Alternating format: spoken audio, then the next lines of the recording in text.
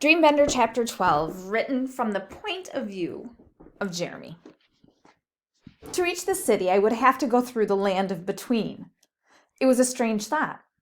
No one went to Between.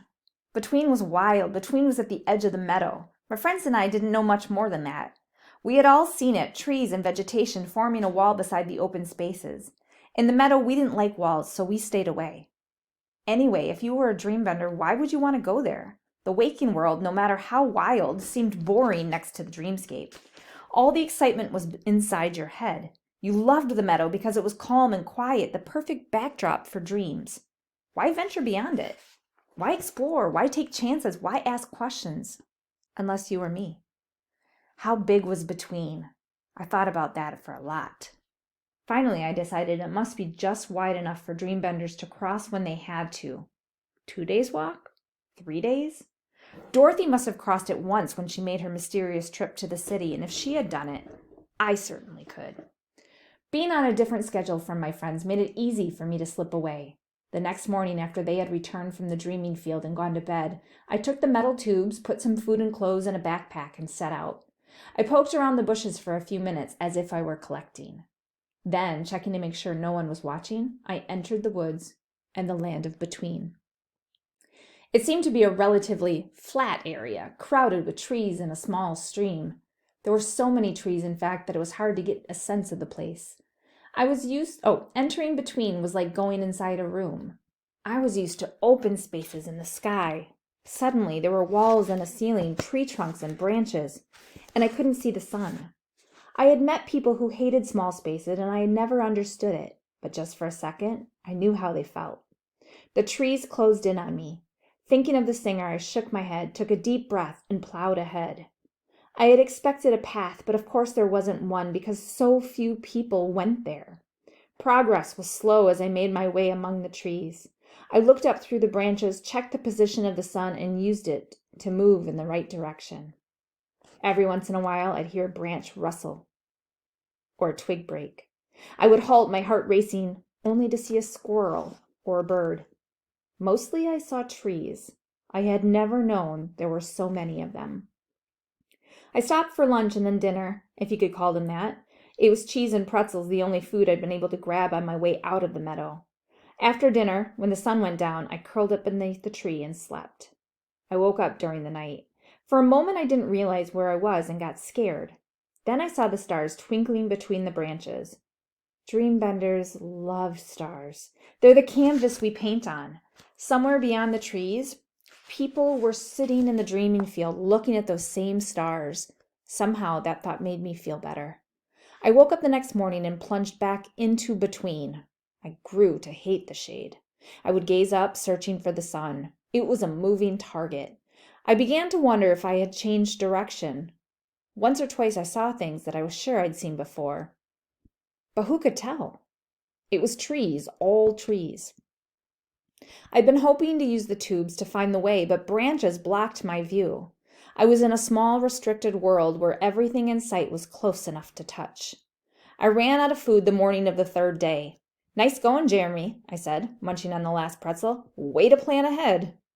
What if the walk across Between took 10 days, 20? What if I was going in a circle? By that afternoon, I was scared. By the evening, fear had given way to hunger. I tried to think about the singer, but I found myself imagining griddle cakes and pumpkin pie. That night, my dreams of food were interrupted by a noise, and I woke up. "Who's there?" I called out. I heard another noise. Panicked, I jumped to my feet and ran. I must have gotten turned around because when I stopped, I didn't know where I was. My sense of direction was gone, and so was my backpack. The next morning, I used the sunlight to look for the pack. By noon, I had given up. That's when I saw it. It was a footprint. Just one.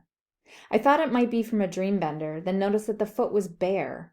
I found another print and another of different sizes. Checking the surrounding area, I stumbled across a cave. There were no people inside, but there was something even better. Food. I realized I had yelled the word, but I didn't care. The food was separated into several piles, berries, roots, flowers. They weren't the kind of things I usually ate, but that didn't stop me. I grabbed berries by the handful and stuffed them into my mouth. When those were gone, I tried the roots. I even ate some flowers. The tastes were strange, but they were delicious. "Hey," someone yelled. Before I could turn around, he had jumped on my back. I tried to throw him off, but he held on tight. I had never been very strong, and without food, I was even weaker. After a while, I stopped struggling. He slid off my back and pushed me against the cave wall. He was a boy of my age with a dark face made darker by smudges and dirt. He wore ragged clothing and no shoes. His hair stuck out in all the directions like the rays of the sun. Beneath it, his eyes gleamed. "You stole our food," he said. "I'm sorry," I mumbled, feeling miserable. "I was hungry." "Get your own food." "How?" I said. He stared at me. "Gather it, pick it, kill it, and cook it." "Kill it?" "You know, squirrels, rabbits." "You eat rabbits?" I tried to imagine it. He studied my face and clothes. "Who are you?" "Jeremy. You don't live here." "I live at the edge of the woods." I pointed in the direction I'd come from. "That way." Then I pointed in the opposite direction. "No, that way." I shrugged. I might be lost. "Are you from the city?" he asked. I perked up. "Do you know where it is? I need to find it." The boy gazed at me for a moment, then said, "Let's go to the rock." He started toward the mouth of the cave, and I followed. Then he glanced back at the food. He leaned down, picked a couple of good roots from the pile, and handed them to me. I hesitated. "But that's your food." He nodded. "Mine to give." The rock, big and flat, was on top of a hill near the cave. We sat on the edge of it with our feet dangling over the side. The sun shone on my face. After days of shade, it felt good.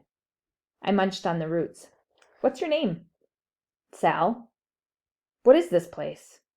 "It's where we live," he said. "Me and my friends." I thought of the other footprints and wondered how many friends he had. Sal looked off toward the horizon. "You asked about the city? It's over there." I followed his gaze. "I don't see it.